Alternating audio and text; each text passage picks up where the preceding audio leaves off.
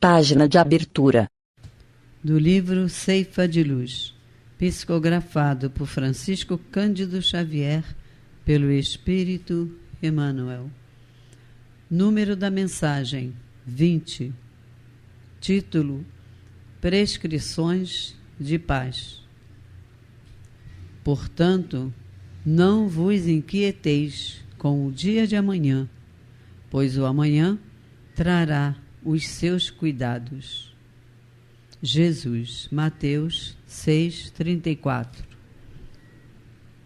Na garantia do próprio equilíbrio, alinhemos algumas indicações de paz destinadas a imunizar-nos contra a influência de aflições e tensões nas quais, tanta vez imprevidentemente, arruinamos tempo e vida. Corrigir em nós as deficiências suscetíveis de conserto e aceitar-nos nas falhas cuja supressão não depende ainda de nós, fazendo de nossa presença o melhor que pudermos no erguimento da felicidade e do progresso de todos. Tolerar os obstáculos com que somos atingidos ante os impositivos do aperfeiçoamento moral e entender que os outros carregam igualmente os deles. Observar ofensas como retratos dos ofensores, sem traçar-nos a obrigação de recolher semelhantes clichês de sombra. Abolir inquietações ao redor de calamidades anunciadas para o futuro, que provavelmente nunca virão a sobrevir. Admitir os pensamentos de culpa que tenhamos adquirido, mas buscando extinguir-lhes os focos de vibrações em desequilíbrio através de reajustamento e trabalho.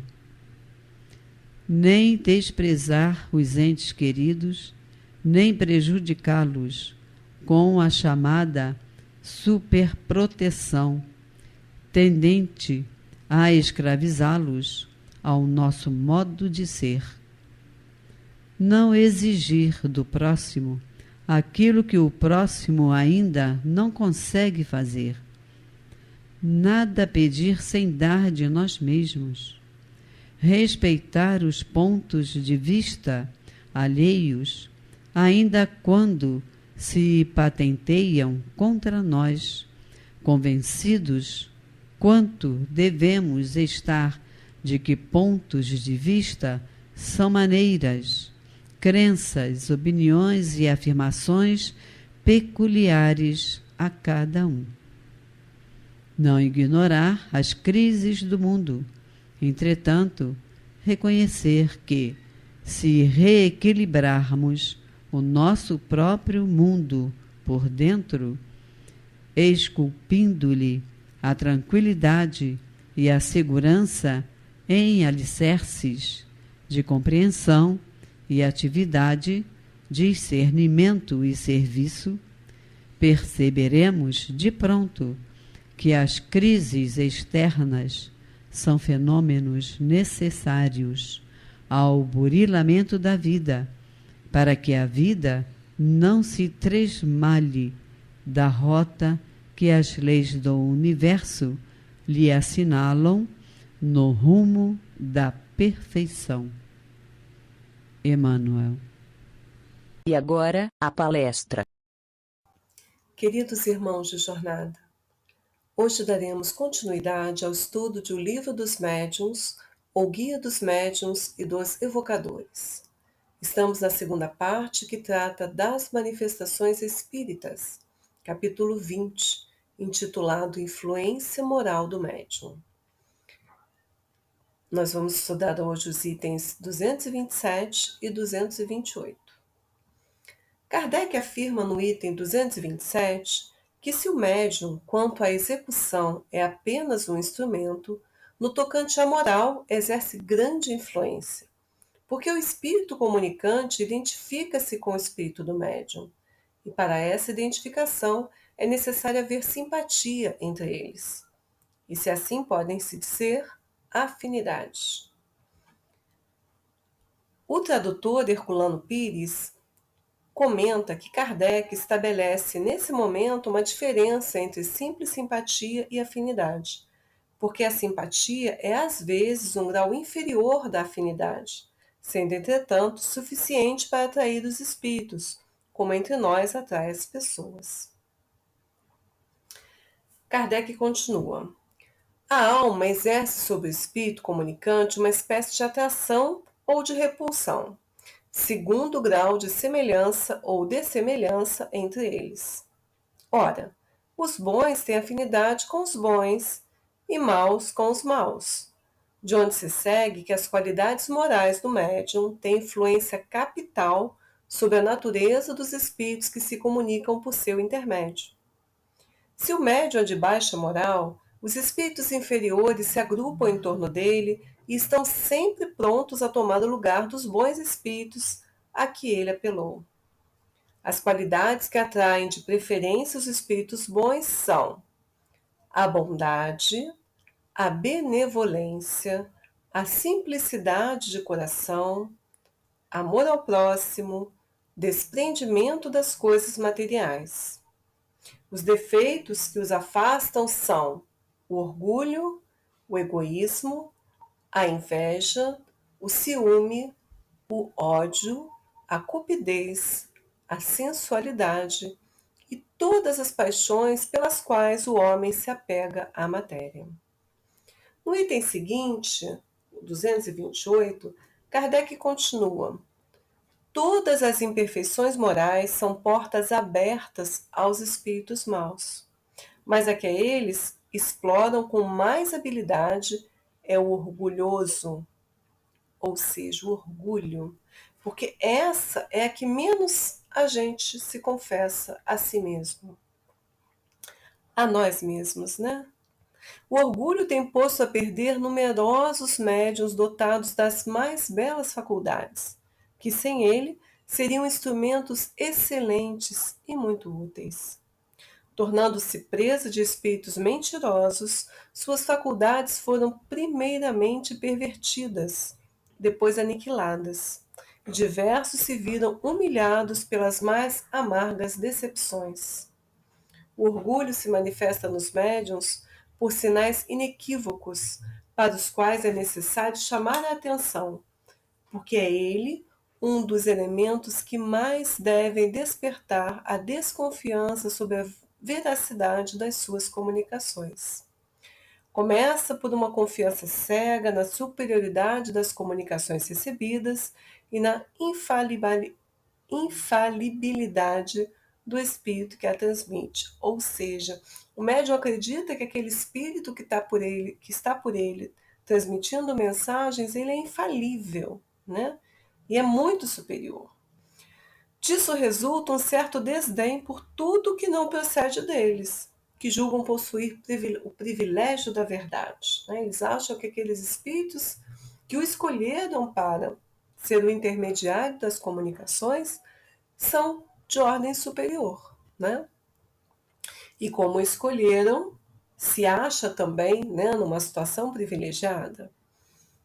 Herculano Pires comenta que numerosos exemplos dessa fascinação, porque chega a ser uma fascinação, podem ser observados entre nós com o aparecimento de médiuns que se arrogam missões renovadoras, servindo de instrumento a espíritos mistificadores, lançando mensagens e livros que confundem o público, e até mesmo atirando-se à crítica leviana da codificação, sem conhecimento, né? O estudo é a base de tudo. Os principiantes devem ler com a maior atenção esse capítulo, que lhes servirá de escudo contra os embustes desta espécie, permitindo-lhes perceber facilmente as características aqui indicadas nos casos concretos com que se defrontem. Então, Kardec continua: o prestígio dos grandes nomes com que se enfeitam os espíritos que se dizem seus protetores os deslumbram. O espírito elevado não vai se preocupar com o nome que ele está assinando. Ele se preocupa com a mensagem, com o bem, né? Com o resultado. Já um espírito que pretende se passar por um espírito elevado, muitas vezes vai se autodeclarar ser outro espírito, né? O nome de um espírito, enfim, Maria, né? José, quem sabe Jesus, Francisco de Assis e tantos outros, como se ele tivesse condições de ser instrumento de seres tão elevados, né? E como seu amor próprio sofreria se tivessem de se confessar enganados, quer dizer, eventualmente até percebem, né, desconfiam daquela situação, mas repelem toda espécie de conselhos e até mesmo os evitam, afastando-se dos amigos e de quem quer que lhes pudesse abrir os olhos. Se concordarem em ouvir essas pessoas, não dão nenhuma importância às suas advertências por conta do orgulho, porque duvidar da superioridade do espírito que os guia seria quase uma profanação. Vejam, né? Aqui nós devemos respeitar, termos como mestre e modelo sempre Jesus, né? É a perfeição que nós aqui na Terra tivemos o prazer, a necessidade de conhecer, né? Então ele sim é nosso exemplo. Outros espíritos podem errar, né? Então nós precisamos ficar sempre atentos às mensagens, ao conteúdo das mensagens, não dando a importância à assinatura, né, das mensagens, porque o que é importante é o conteúdo destas. E se forem mensagens que não traduzam amor, perdão, compaixão, fé, benevolência, enfim, todos os sentimentos bons, né? Que Deus é amoroso, misericordioso, que todo mal passa, que nada é por acaso, enfim, nós devemos estudar, pegar a doutrina, né? E não aceitar simplesmente aquela mensagem, né? Devemos desconfiar de toda mensagem que não nos passe uma mensagem efetiva de amor, né? Kardec continua: chocam-se com a menor discordância, com a mais leve observação crítica e chegam às vezes a odiar até mesmo as pessoas que lhes prestam serviços. Daí porque fica a fascinação. Daí porque é fundamental que os trabalhos de mediunidade, mediúnicos, sejam realizados em centro espírita, com uma equipe preparada, que os médios estudem, façam um estudo sistematizado, leiam o livro, leiam e releiam, estudem efetivamente o livro dos médios e as demais obras, para que possam efetivamente entender o que se passa e assim serem instrumentos melhores. Chocam-se com a menor discordância, como nós já falamos, favorecendo até mesmo o isolamento provocado pelos espíritos que não querem ser contraditores. O que acontece? Esses espíritos mesmos intuem os médiuns quando percebem que podem ser descobertos por terceiros que estão ali presenciando e não estão fascinados, eles então fazem com que o médium, quer dizer, procuram levar o médium a se afastar, né? E esses mesmos espíritos tudo fazem para os entreter nas suas ilusões, levando-os ingenuamente a considerar os mais absurdos como coisas sublimes. Assim, agora Kardec vai elencar várias situações que nos devem deixar em alerta. Então vejam: confiança absoluta na superioridade das comunicações obtidas, desprezo pelas que não vierem por seu intermédio, consideração irrefletida pelos grandes nomes, rejeição de conselhos, repulsa a qualquer crítica, afastamento dos que podem dar opiniões desinteressadas, confiança na própria habilidade, apesar da falta de experiência. Essas são características dos médicos orgulhosos. Então, Herculano Pires, mais uma vez em nota, destaca que o estudante, né, nós todos, devemos gravar bem as características deste quadro, esse que nós elencamos, acabamos de elencar agora, que destacamos. Em geral, os médiuns orgulhosos e, portanto, sujeitos a obsessões estão nele inteiramente retratados. Alguns apresentam pequenas variantes, como o fato de fingir que aceitam as críticas, o que facilmente se percebe que é apenas um artifício, né? Kardec ainda fala: necessário lembrar ainda que o orgulho é quase sempre excitado no médium pelos que dele se servem. Se possui faculdades um pouco além do comum, é procurado e elogiado, julgando-se indispensável e logo afetando áreas de importância e desdém, quando presta o seu concurso.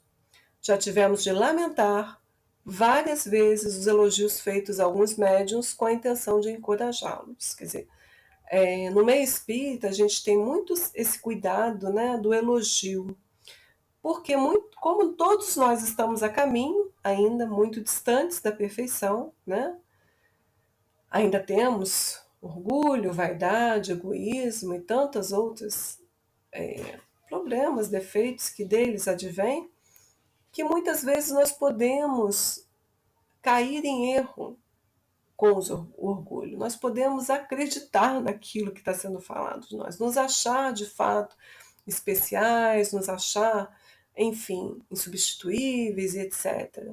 O que não é verdade, né? Todo ser humano é especial, mas ninguém deve se achar melhor do que o outro, né?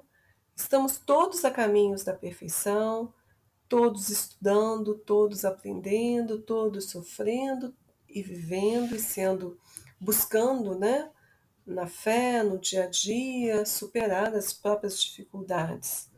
Então, não importa se nós estamos atrás ou à frente, nós estamos em fase diferente, mas a todos Deus ilumina, né? E nós precisamos estudar, precisamos estar sempre voltados para a palavra do Evangelho, enfim, para o estudo, para o esclarecimento, para que a gente possa ir nos melhorando, nos fortalecendo e nos melhorando.